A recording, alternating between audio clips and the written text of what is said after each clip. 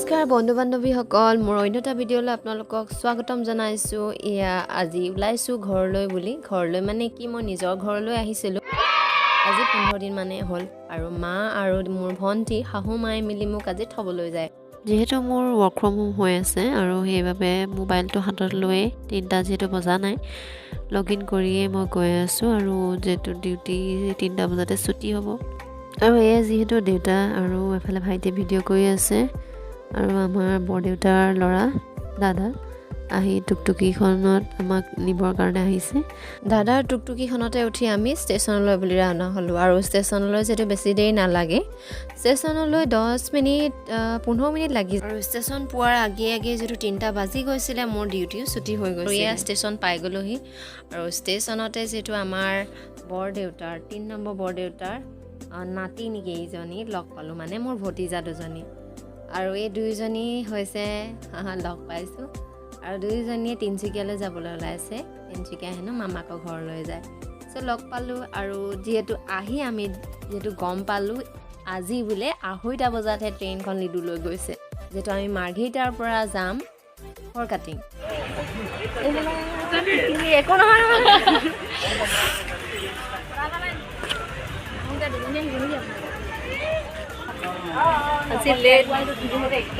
যাওঁতে 2:30 বজাত গৈছে।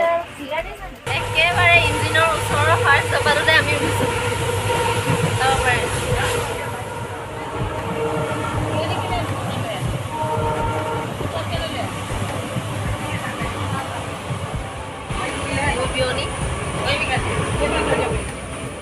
আৰু এয়া আমি আহি দুলীয়াজান ষ্টেচন পাইছোঁহিহে আৰু প্ৰায় এতিয়া বাজিছে 6:30।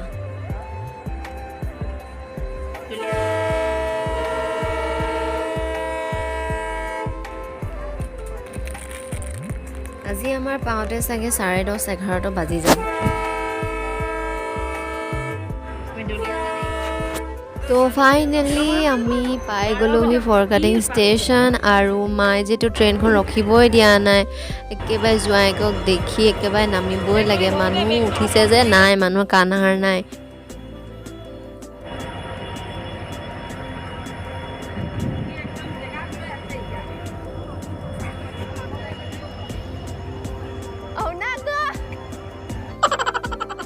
মানুহজন যিহেতু বহুত আগৰে পৰা ষ্টেচনত ৰৈ আছিলে আৰু আমি বহুত দিনৰ মূৰত লগ পাইছোঁ। আজি ভিডিঅ'টো যিহেতু ইমানেই আছিলে আৰু কেনে পালে ভিডিঅ'টো চাই এবাৰ যদি ভাল পায় কমেণ্ট শ্বেয়াৰ ছাবস্ক্ৰাইব কৰিব নাপাহৰিব। আজিলৈ আহোঁ, বাই বাই। দেখালোঁ